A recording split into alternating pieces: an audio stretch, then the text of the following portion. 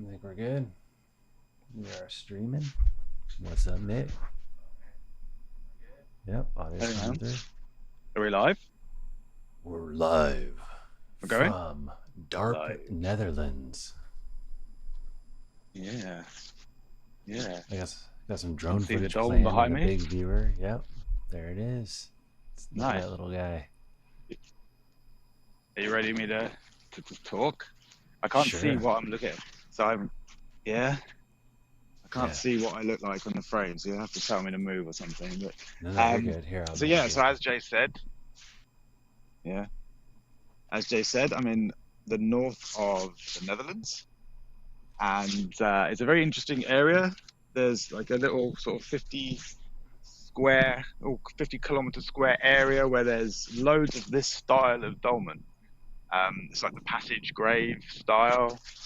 Is the capstones very like boulders placed on top of orthostats. The numbering or the naming of them is quite interesting. I say numbering because they're numbered. Basically, this is D54. We made a little video a few years back about D50, I think it was, and I think there's about 60 in total. So they've all got D, I guess maybe Dolmen, and then a number. So this is D54, and about 150 meters over there is D53, which is slightly larger, and we're going to have a little look around. It's a summer tour, so I'm actually heading to Sweden. We're going to do some live streaming in Sweden in probably about 10 days, and I'm on my way and couldn't resist stopping at this little dolmen here. So yeah, I'm going to go on the other side of the camera and do a little walk around and show you what we see here. Now the first thing, so there's 6 capstones. It's probably what, 7 or 8 meters in length. And the first thing I notice is how different the stones are that the capstones are made out of. Like you can see this one that is just sort of like a black stone with all these like little white crystals embedded in it. And then this one is totally different. Whoa. Look at this That one. looks like magma. It does, right? Really porous. And then this so one different. is Back to pink the first one with the little crystals. Yeah, but completely different color. Like the first one is kind of gray, and then this one's pink quartz probably. And then back to this one again. Man, yeah, it's so weird how they alternate. Yeah, and this has to be deliberate.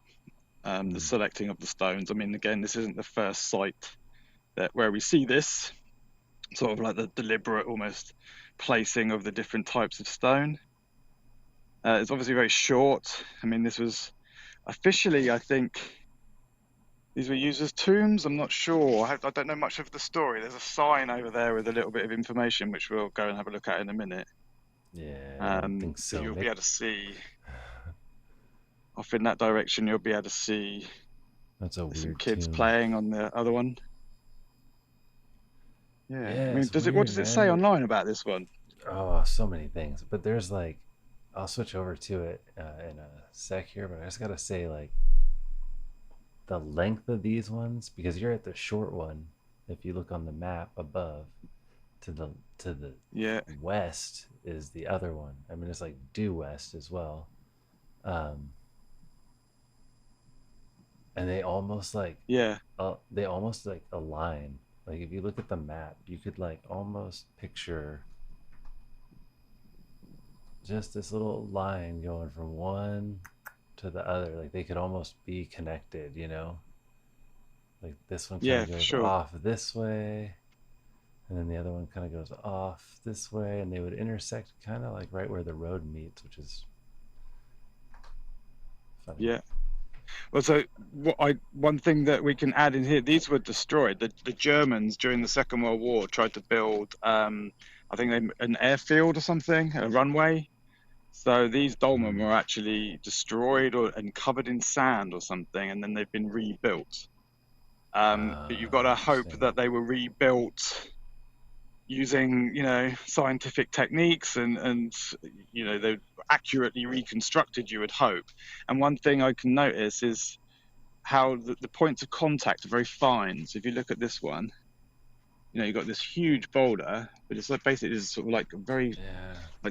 small area where it's touching this stone. Same with So this like, one. to what degree was it rebuilt? Does it go into that detail? Like I would how? look that up. I think the one over here, which I'm going to walk over to now, I think 53 was Yeah. completely destroyed and Hmm. completely rebuilt. But I sent you a photo last night of the sign, which has got that information on it. Oh, okay, let me pull that up. Um, and yeah, because I didn't know anything about this one before I came in. In fact, as I said, I didn't even plan to come here. Um, but the point of connection being so small is one thing I noticed at the balanced rock in the States. And I mentioned in that video something to do, with like the piezoelectric effect, because if you've got a smaller point of contact, you've got more force on that particular point. And the piezoelectric effect is all about how much putting weight on the stones, and that causes it to produce some kind of electrical charge. So that was one sort of theory or observation I made at Balanced Rock in the States. We're talking about But like I'm going to electric walk over to this one because, resistance.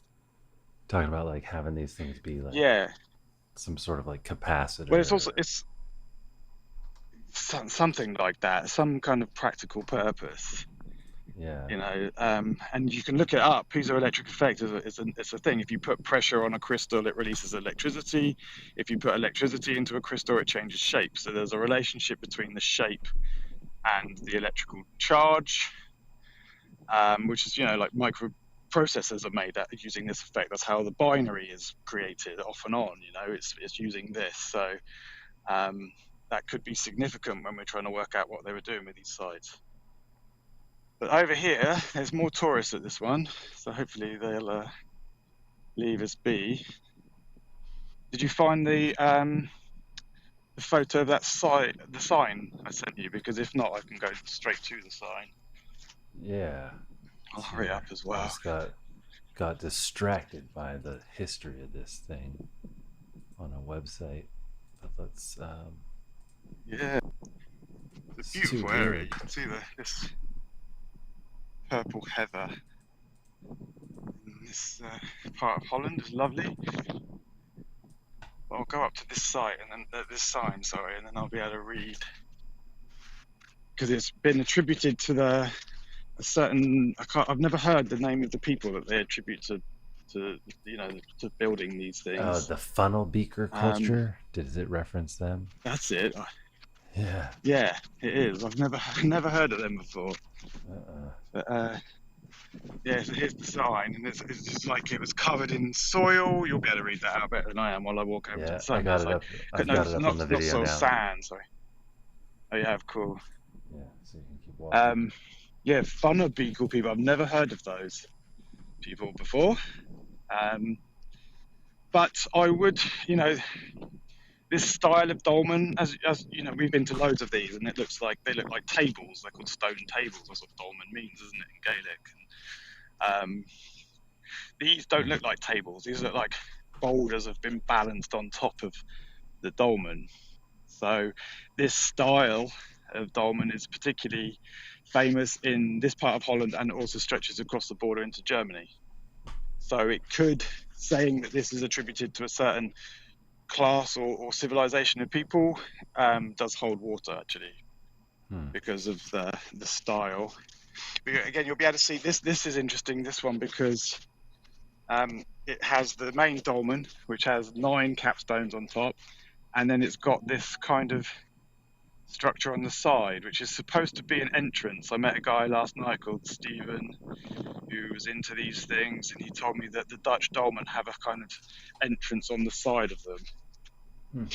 And this entrance, this little sort of side structure, makes one of the points I really wanted to make, because you can see how boulder-like that looks, these 2 stones on the side, and then they've got this very, very flat sort of surface. You can see on the side there, that looks you know, it looks like it's been cut or shaped in some way. And then the Yeah. underside of this one as well is just, the Mhm. top one's even more impressive. It's completely flat as a pancake, that is. And it's not alone. Nice. There are others, you know, most of them just look like sort of circular boulders, and then you just get every now and then a really flat surface like this one. There's one over there, you know, boulder-like, and then just bam, looks like it's been sliced or cut off in some way.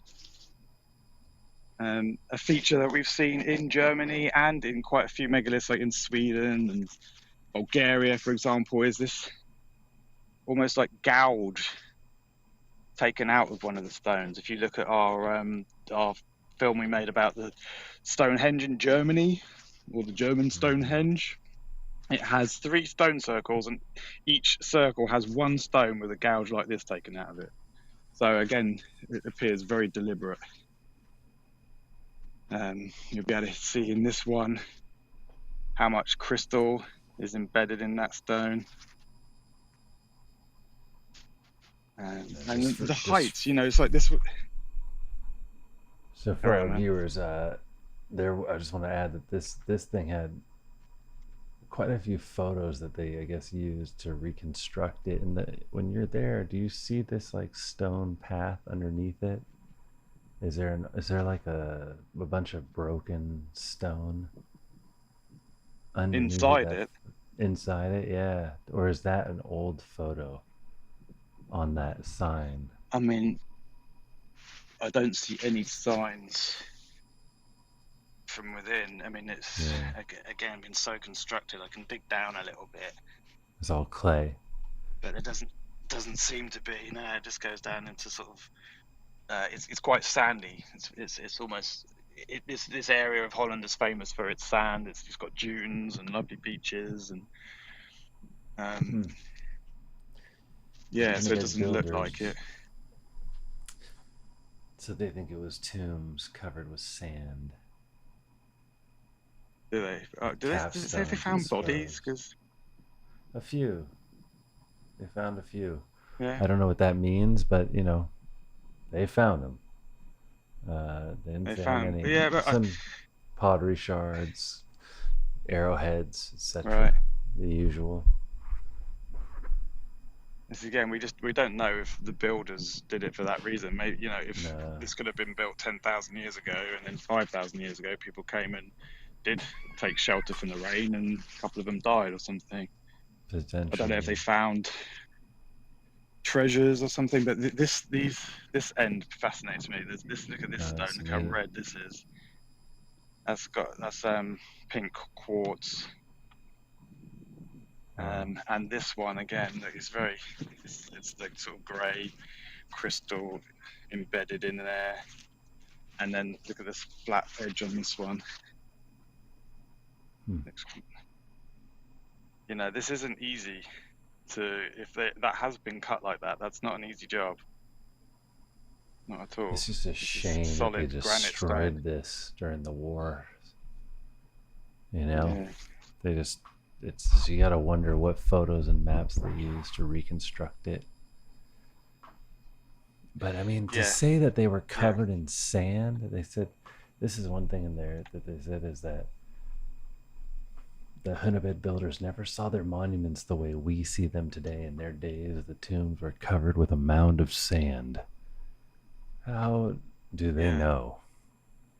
Because when we were in Skara Brae in the Orkneys, you know, you could see the walls they built, and there was a foot of earth above it. And that wasn't just like they buried it. That was like earth that had built up over thousands and thousands of years. Yeah. That's right. And now 5,000 years, if that's when they say they were built, that's a long time. Yeah, they're saying 3,000. Yeah, that's a significantly long time. They said the boulders were brought from Scandinavia through a glacier, and then 400 BC, they dug them up. Huh. Right. And used them to build two I love this burial chambers. Look how pink this one is. And then they built 50 more burial chambers around the area Yeah. with the same number of stones. Sure, because there were only like 100 people at the time. I mean, how many? What was the population at this point of our Earth? You know, how many of their villagers were Yeah. there that they needed all these burial chambers?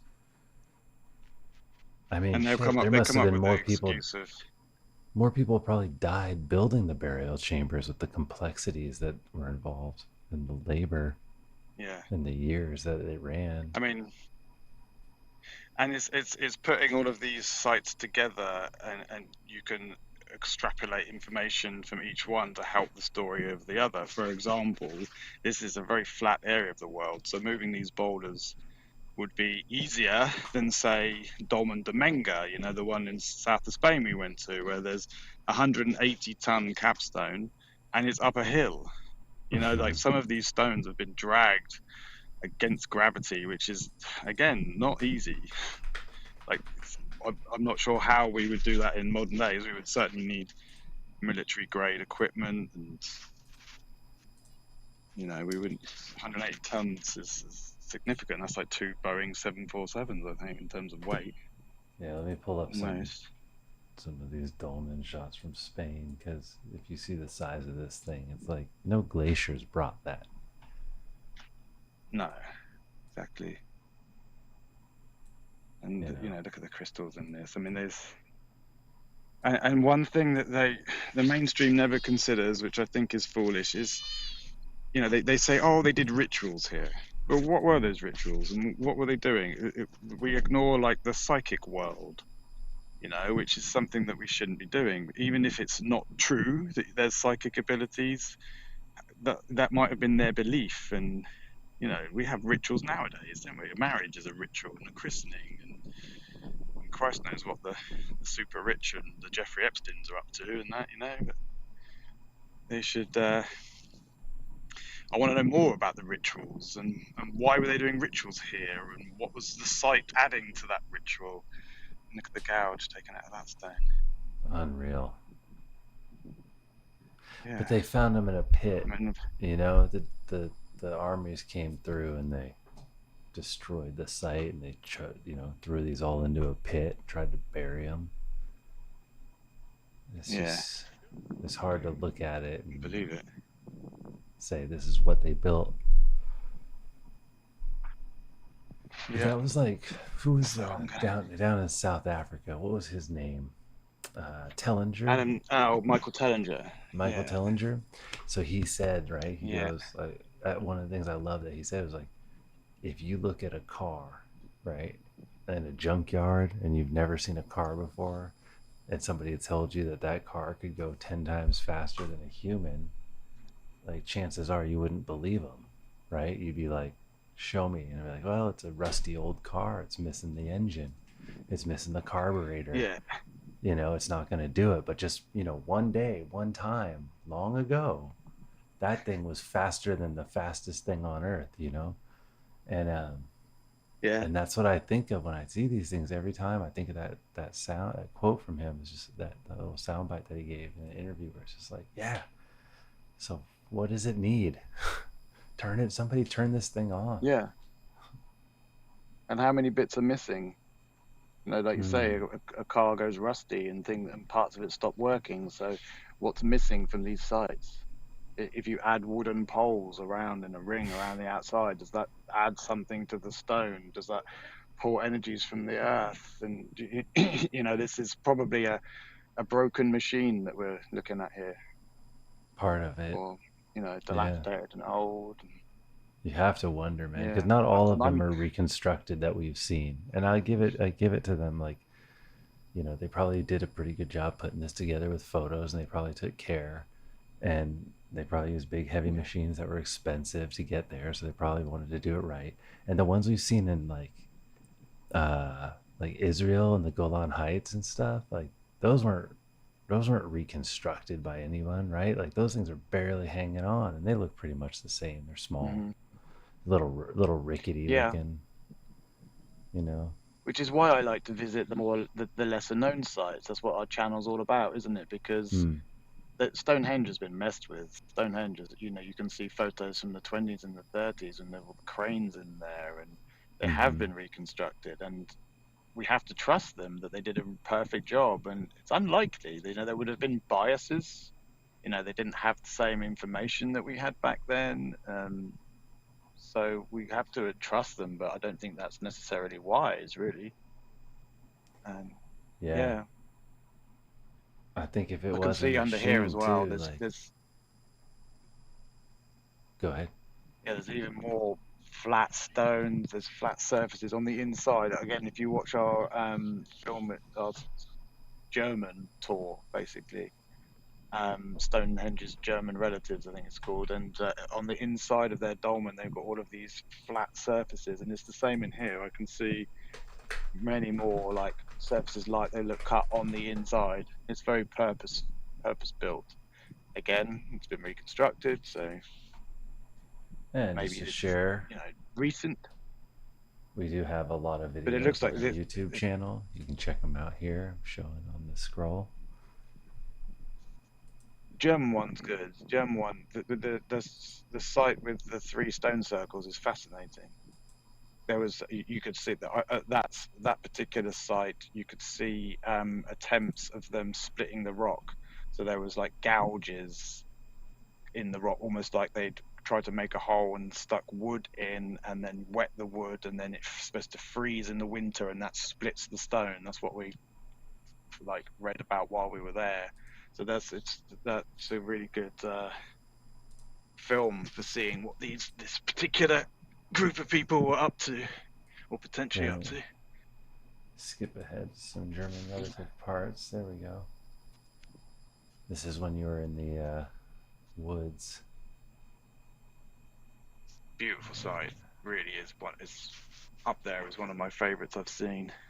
The one in Germany. Lovely There we energy go. as well. Yeah, and there's standing stones in the woods around, and actually Yeah. there's four stone circles, but one is really old and dilapidated, and it's hard to call it a circle. There's not many stones left, but there's actually, I think there's four stone circles there. So here in the But German this is video, popular you with can the tourists. the similarity is there, and like this one that you found in the woods, like that wasn't reconstructed, was it? Or were they all damaged in the war? I mean, the war just tore through. It's just hard to know, isn't it? It's, again, they really are mysterious, these sites. This stone here, look, you can see the red and white, different types of. This is pink quartz for sure, isn't it? This one. Yeah, wonderful site.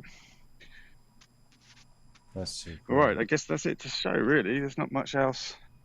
There's other stones around the outside. I don't know if these are significant or if these have just been sort of left here, but there almost seems like, in fact, I've just noticed that there seems to be a ring of them. There's one here, very buried, actually following a sort of almost like a ring of stones around the outside, which we saw at the one we went to. Remember the one D50, I think it is, Oh a yeah, delightful look at Dutch that. dolmen, again on our YouTube channel. There was a ring of stones around the outside, wasn't there? Yeah. Oh, a Dutch Groups of, bicycle tour. yeah, I think so. There's a Here's lot of them. here It's it a very is. Okay. popular area. I just want to show this poster. Oh, so close. Just want to show this poster of. Here it is. In Germany, here's one of the theories behind. Oh man. Ah, so annoying. YouTube won't let me do it. But there is this beautiful sign that says that it was built by giants. There it Yeah, is. yeah. Again, that's not an uncommon thing you hear. That's what they The say. word giant. Yeah. Yeah. All right, man. I think we'll wrap it up there, shall we? I think that's a good enough spot as Got anything any. to add? No, this has been awesome. We're going Yeah. to be upgrading. We're back in business here. Things are working. Bitrate's looking good. We fixed our issues tonight. I think everything's cool. We got the map going. We got videos to Nice. queue up. You got you on the cameras, Yeah. widescreen as can be. There's some people behind you taking a break. It's Awesome. live, baby.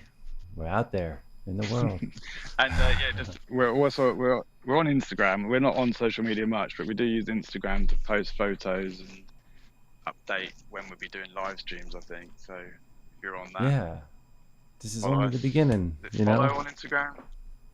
Yeah, You you follow on follow. Instagram, don't you? You follow or you like, subscribe, Whatever you post want to likes. do to enjoy it, you know? That's really the point. don't don't get locked Yeah. into one verb. Choose as many as you wish. Look at this one. Yeah. All right. Excuse Well, me. All right. thanks for staying up so late. Jay is in Yeah, California, so he's 9 hours behind me. it's only 1:10 in the So, morning. No big deal. It's a jeez. fine, Well, thanks, dude. a Thanks for. fine Dutch morning where you are. Yeah. Time Well, for yeah. chocolates. So yeah, I'll let you sign off. You're much better at the That's all we pleasantries than got. I am. Like, follow, subscribe. We'll be here. We're always here. Leave us comments in the comment section, which is usually below. And we'll catch you at the next one. Thanks for watching.